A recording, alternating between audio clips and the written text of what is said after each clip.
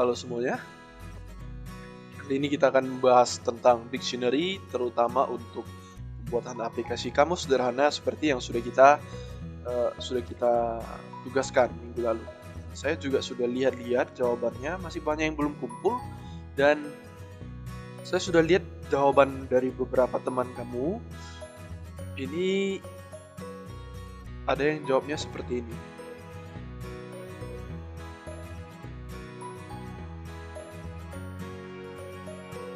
Jawabannya seperti ini, dan ini ada beberapa yang jawabnya sama persis ya.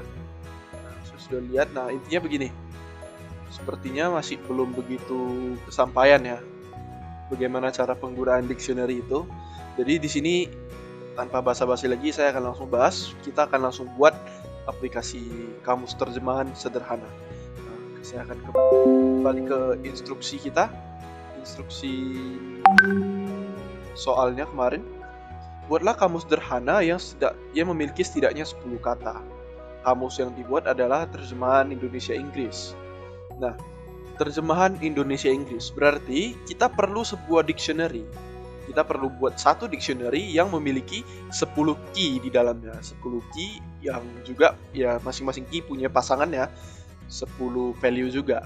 Nah, bagaimana cara kita menuliskannya ke Python? Caranya cukup sederhana ya. Kalau membuat dictionary, kita buat saja nama variabelnya kamus sama dengan apa-apa aja pasangan key dan value-nya. Karena kita mau buat ini kamus bahasa Indonesia bahasa Inggris, maka yang menjadi key adalah bahasa Indonesianya. Contoh, saya tiru saja dari teman-teman tadi ya. Ada yang buat apa, kemudian ini jadi what ya. Ini bentuk dari deklarasi dictionary ya. Ini jangan lupa di belakangnya ada ditutup dengan kurung kurawal. Kurung kurawal itu berpasangan. Kemudian kalau ada lebih dari satu pasangan, kita berikan koma, lalu berikan lagi kata-kata yang lain. Misalnya kucing, key-nya, value-nya adalah cat, koma. Lagi, misalnya gambar, picture. Oke, saya pikir saja dulu saya akan berikan di sini. Berikutnya nanti kamu tambah sendiri ya. Berikutnya, kamus yang dibuat adalah terjemahan Indonesia-Inggris. Oke. Kata dalam bahasa Indonesia diinputkan oleh pengguna dan terjemahannya diperlihatkan di layar. Ya, berarti saya butuh pengguna menginputkan kata dalam bahasa Indonesia. Saya butuh diinputkan kata dalam bahasa Indonesia. Maka saya akan minta input itu dan simpan itu ke satu variabel. Nah, contoh Indo. Sebut Indo sama dengan input. Minta input dari pengguna, kita pakai fungsi input ya kan? Input. Terus apa pesan yang mau kita tampilkan? Masukkan sebuah kata dalam bahasa Indonesia, misalnya seperti ini.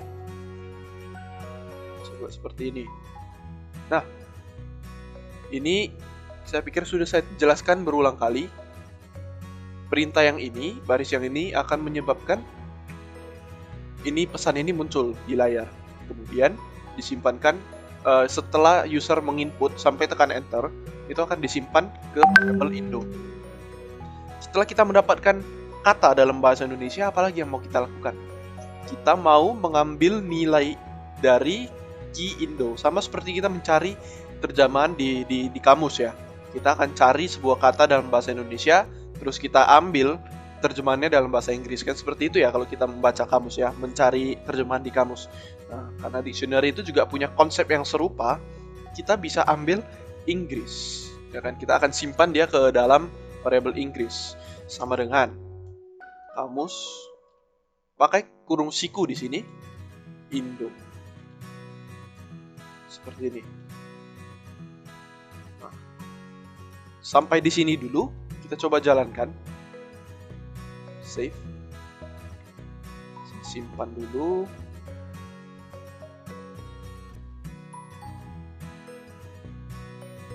Oke, dia minta dalam bahasa Indonesia Saya akan coba apa yang sudah ada di sini ya, apa yang sudah tersedia di sini ya. Saya akan inputkan apa. Ups, saya lupa ini. Saya lupa menampilkannya. Kenapa ini tidak muncul? Karena tidak saya tampilkan ke layar. Buat print Inggris seperti ini. Ya, saya silap tadi, maaf. Saya jalankan lagi. Apa? Ini muncul what? Saya coba lagi yang lain, 5 lagi. Misalnya gambar, enter, picture. Nah, program kita akan berjalan mulus, tidak akan ada masalah selagi key yang ada di sini, selagi variabel Indo ini atau apa yang diinputkan oleh user ini ada di dalam key dari kamus tersebut. Bagaimana kalau tidak ada? Ya, yang menjadi kendala. Karena coba saya masukkan misalnya mobil. Mobil kan tidak ada di dalam kamus kita sekarang ya. Kamus kita sekarang kan tidak ada mobil. Saya enterkan. Nah, kita lihat di sini ada yang namanya key error mobil. Ini artinya key mobil ya. Key mobil ini tidak ada di dalam kamus. Ingat key itu yang ada di sebelah kiri ya. Ini yang ada di sebelah kiri. Nah, key error mobil ini ya. Mobil ini yang masuk ke dalam Indo. Kita cocokkan ke dalam kamus, key-nya kamus, tidak ada di dalam daftar key-nya di dictionary kamus. Makanya dimunculkan errornya, key error mobil. Nah, lalu bagaimana kita mengantisipasi terjadinya error ini? Nah, ada beberapa cara. Ya, kita kembali dulu ke soal. Nah, tadi sudah sampai di sini sudah kita ya. Kata dalam bahasa Indonesia diinputkan oleh pengguna dan terjemahannya diperlihatkan di layar. Ini tadi sudah beres sampai di sini. Cuman bila memungkinkan atau opsional, ini bisa dikembangkan lagi ya artinya ya. Buatlah menu untuk menerima kata yang untuk diterjemahkan. Buatlah menu untuk dapat menerima kata yang untuk diterjemahkan. Jika input kosong, program berakhir. Buatlah menu untuk menerima kata. Jika kata yang dimasukkan tidak ada dalam kamus, minta terjemahan dari pengguna, lalu tambahkan ke dictionary yang kamu buat. Menerima kata untuk diterjemahkan. Jika input kosong, program berakhir. Oke, saya sepertinya akan mulai dari yang kedua dulu. Jika kata yang diinputkan tidak ada dalam kamus, minta terjemahan dari pengguna. Lalu tambahkan ke dalam dictionary yang kamu buat, ya kan? Maka sebelum kita mencoba mengambil nilai dari dictionary kamus dengan key Indo, kita harus cek dulu apakah key Indo ini ada di dalam dictionary kamus. Bagaimana caranya? Kita akan lakukan ini dengan menggunakan if. Jika Indo ada di dalam kamus. Ya. Ini cara kita mengecek apakah sebuah key itu terkandung di dalam sebuah dictionary ya. Ini key-nya, apa yang akan kita cek dalam key-nya, ini dictionary-nya. Jika key Indo ada di dalam kamus, maka kita akan tampilkan ya seperti ini ya. Kita akan tampilkan hasil terjemahannya. Jika tidak, maka itu kita pakai else. 2. Jika tidak, apa yang kita perlu lakukan? Jika kata yang dimasukkan tidak ada dalam kamus, minta terjemahan dari pengguna, lalu tambahkan ke dalam dictionary yang kamu buat. Nah, minta terjemahan dari pengguna. Maka saya akan minta input ya, sama seperti tadi ya. Buat saja new English sama dengan input. Ya, apa yang mau kita masukkan, pesan apa yang mau kita tampilkan?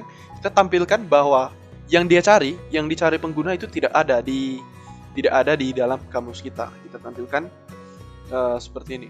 Indo gabungkan dengan spasi tidak ada di dalam kamus. Masukkan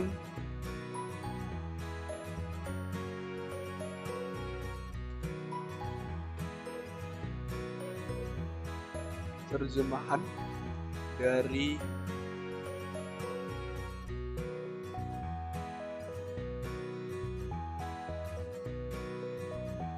Saya buat turun ke bawah supaya lebih enak dilihat. Oh.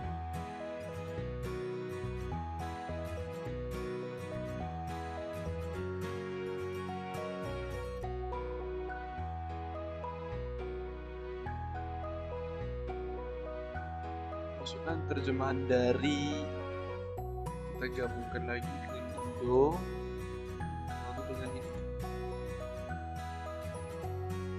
Ya, coba kita lihat.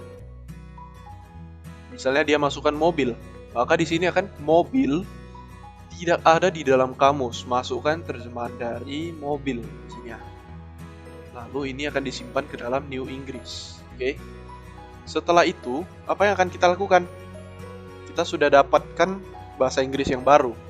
Maka kita harus buat pasangan yang baru di dalam kamus kita. Bagaimana caranya? Kita akan membuat efek yang seperti ini. Efeknya ya, hasilnya nanti akan serupa seperti ini. Di dalamnya kita akan tambahkan mobil, ya. Kemudian di sini car, atau apapun yang diinputkan user nanti. Cuman ini kan kita tidak bisa prediksi di awal. Kita juga tidak sediakan semua kata di dalam kamus kita. Maka ini juga kita tetap hanya sediakan tiga kata, tiga pasangan di kamus, dan di sini kita akan tambahkan key baru ke dalam kamus. Caranya bagaimana? Kamus, key-nya apa? Key-nya di sini adalah Indo, ya kan? Artinya, misalnya tadi ya ceritanya kalau kita di sini mobil, ini Indo ini adalah mobil, maka kamus untuk key mobil terjemahannya atau nilainya adalah apa yang diinputkan. Yang diinputkan adalah New English, ya kan? Apa yang diinputkan user, karena kan terjemahannya juga tergantung pada user, seperti itu ya. Nah, kemudian seperti ini. Buatlah menu, ya, atau saya coba jalankan dulu saat ini. Oops, saya lupa tutup kurung ya. Oh ya, ada tambahnya lupa. Oke, saya jalankan lagi. Oke, di sini ya. Masukkan sebuah kata dalam bahasa Indonesia. Dalam bahasa Indonesia. Misalnya tadi yang sudah ada kucing, itu ada cat. Tapi saya coba jalankan lagi. Di sini kalau saya masukkan mobil, di sini akan muncul mobil tidak ada di dalam kamus. Masukkan terjemahan dari mobil. Kita masukkan car. Ya, seperti ini ya. Kemudian kalau saya jalankan lagi di sini ya, saya masukkan lagi mobil. Nah, tetap di sini tidak ditemukan di dalam kamus. Kenapa begitu? Karena apa yang tersimpan di dictionary kita itu bersifat sementara, karena ini simpannya di memori, bukan simpan di file. Ya, kalau di memori ya sampai program kita selesai, maka isi dari memori tersebut kan akan hilang. Maka karena kita tidak melakukan perulangan di sini, ya sampai di sini saja program kita sudah selesai. Makanya tadi di sini di soalnya saya akan ada buat di sini ya. Buatlah menu untuk menerima kata untuk diterjemahkan. Jika input kosong, program berakhir. Maka di sini ya, Indo sama dengan input, kita akan cek. Kita akan lakukan perulangan while karena kita tidak tahu sampai kapan program kita akan berulang, ya kan? Program kita akan berulang selama Indo ini tidak kosong. Ya, saya ulangi sekali lagi. Yang saya maksud dari bagian yang ini, jika input kosong, program berakhir. Maka, selama input tidak kosong, program akan terus berulang. Begitu ya. Program akan terus berulang meminta kata untuk diterjemahkan. Maka saya akan pakai di sini while. Ya, while Indo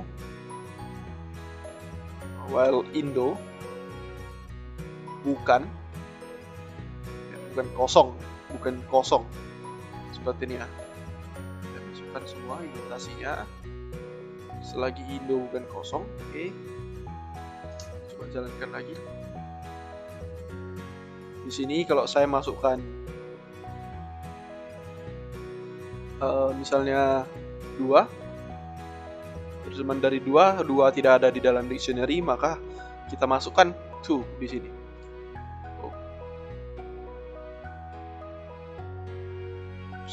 Sorry, salah ya. maka yang lebih tepatnya ini yang terjadi di sini adalah infinity loop. Ya, perulangannya terjadi tanpa kondisi yang menghentikannya. Jadi untuk menghentikannya saya tekan Ctrl C di sini. Nah, yang terjadi adalah kita tidak meminta lagi di sini inputnya. Jadi untuk mengakalinya, saya berarti tidak bisa menggunakan while indo sungguh. Oke, saya akan pakai while true di sini. While true. Nah, indo ini saya masukkan ke bawah sini. While true.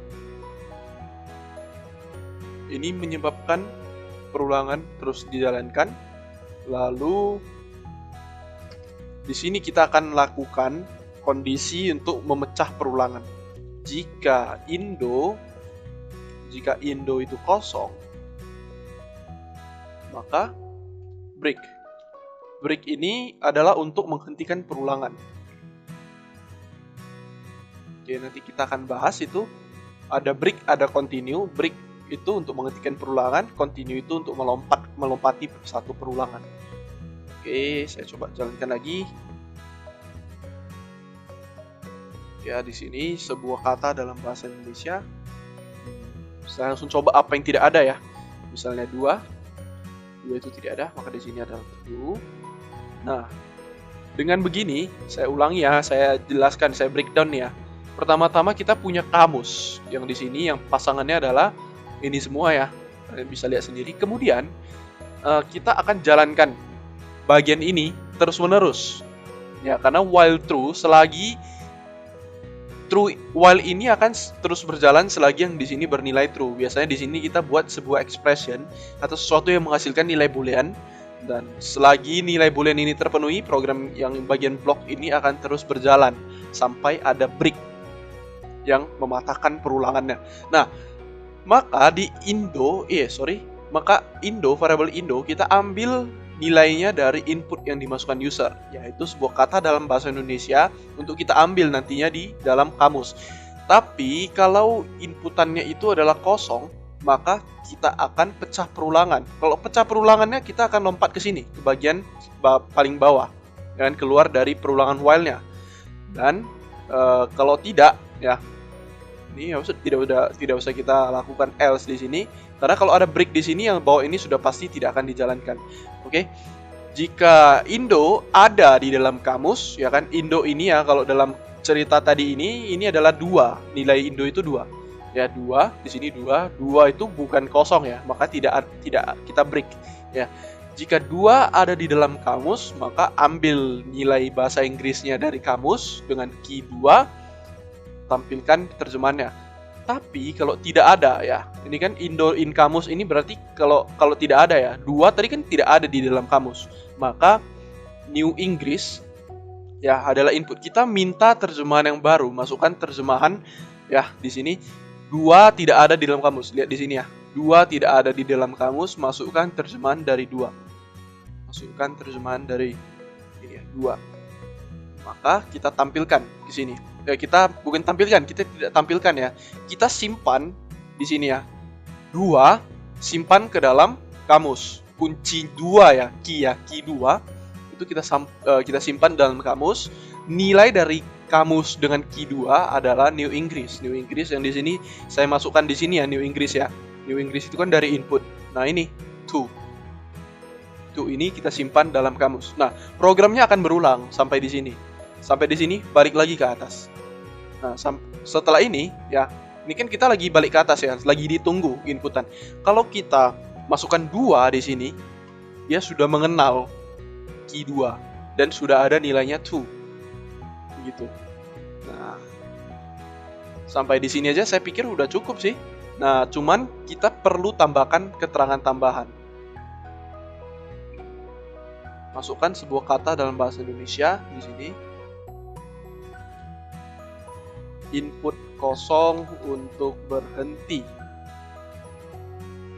Nah, bagian input kosong, satu lagi yang belum saya buktikan, belum saya breakdown di sini adalah bagian ini. Jika inputnya adalah kosong, ya saya jalankan sekali lagi. Nah, kalau saya input tadi di sini 2 belum ada dalam kamus, itu true, ya. Kalau saya masukkan yang sudah ada, misalnya apa, dia sudah muncul word. Kalau saya masukkan 2 juga, kalau saya masukkan 2 juga, dia sudah mengenal. Sekarang kalau saya mau berhenti dari perulangannya, saya input kosong. Ini saya tidak masukkan apa-apa ya. Kosong juga berbeda dengan spasi. Ini benar-benar tidak ada apa-apa, bahkan spasi yang tidak nampak itu ataupun karakter yang tidak tampak itu tidak ada saya masukkan di sini.